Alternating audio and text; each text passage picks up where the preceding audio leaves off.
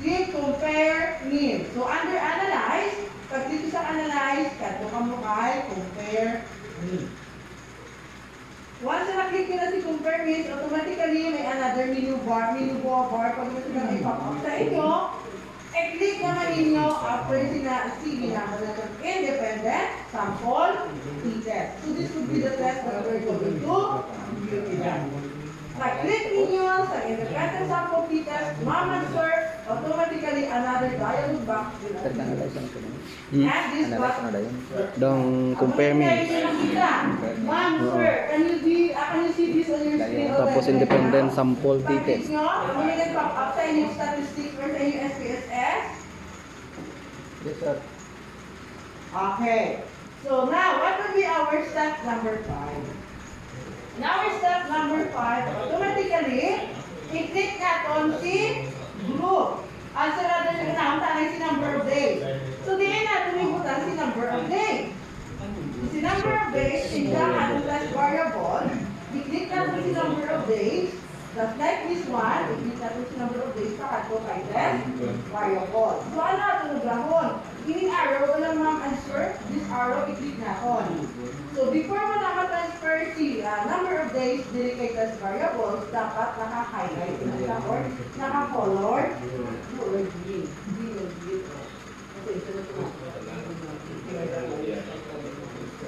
So, probably, pag i-click mo na siya, automatically the result will be like this. Same to. Ibalik na ako. Yes, ma'am.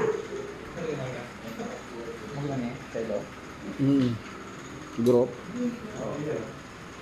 At may tayo sa nag-proceed pa? Ma'am? Yes, ma'am. Dali lang sa akin isang ma'am. Ang sa akin example is number of days. Ang pwede nyo na i-click is ang length of service or length of work. Ano na yung gamiton? Ang Length to length work. na serve ko. Then, Ang muna na yung ibutan sa test variable. Ang length. length. Oo. Ang length na tayo, gagawang group search. Tapos ma'am, ang sa group naman niya, ako na yung ibutan sa grouping variable. Sa grouping variable. So, ano ba yung consider sa grouping variable, may question mark? Yes. So, may question mark sa dila sa book. So, ano ito mag-rahon? So, i-click natin ang define groups. Define group. Step number 7. Pag-click niyo kay define groups, dila ma'am answer, automatically another dialog box will appear. Ano na? So, ano nila sa mga appear sa inyong screen, makita na naman niya ang sabi na define group. So, pag naman ng define group, so, pinagani ka din ka ng group sa kayo na? Dua. Diba na, duha. So, bukan natin sa kay group 1 is ang number 1. Sa kay group 2 is ang number 2. Just like this.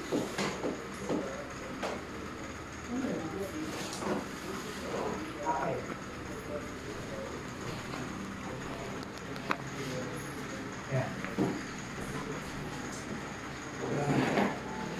Okay, so ano na siya example na? Hello, ano na siya? May 1 and 2 na kita. So sa group 1 is 1 and 2 is group 2. Kaya na important, i-define din natin atong group. Kaya for example, hindi kita kayo muna sa atong group na ay i-define. Pag-run kita kayo sa atong yung statistic magiging error na siya o okay, the next step is natapos na ito, no? After sa do, i-click na natin ang continue. Pag-click mo continue, mabalik kita dito sa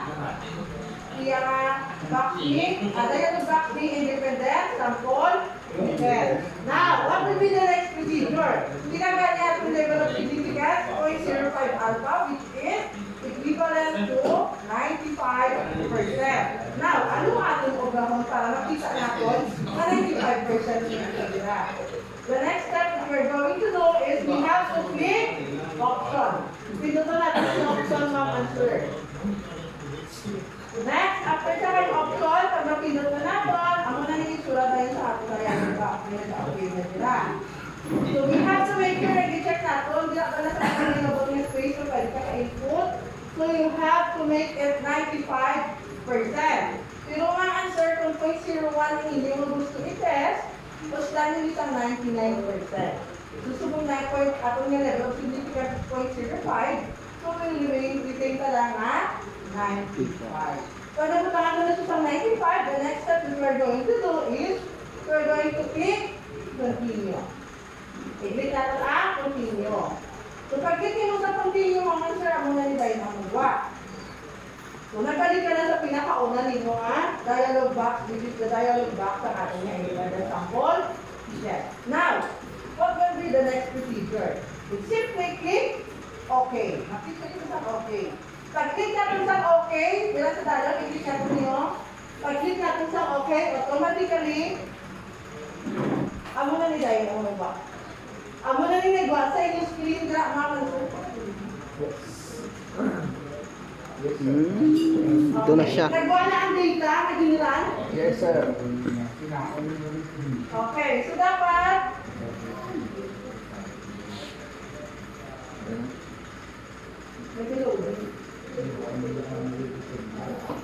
Yan ang significance na kanya. 0.1427.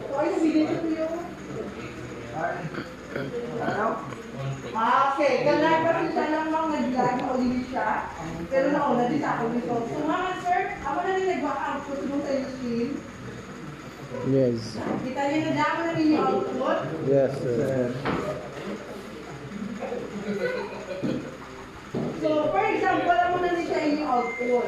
Ano nila ginareport para makita na kung may confidence, may significance level given or may significance siya o all, there is no significance at all. So, today, always remember kung gamit dito sa independent sample test lang, sir, usually, ginareport natin ang sig-to-tail.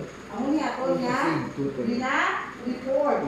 Which is, pwede na niya makapili ng two-tail. Ini, pwede na niya makapili. Isa po na yung gramon, mag-send ka mo sa output sa inyo na nag-activity.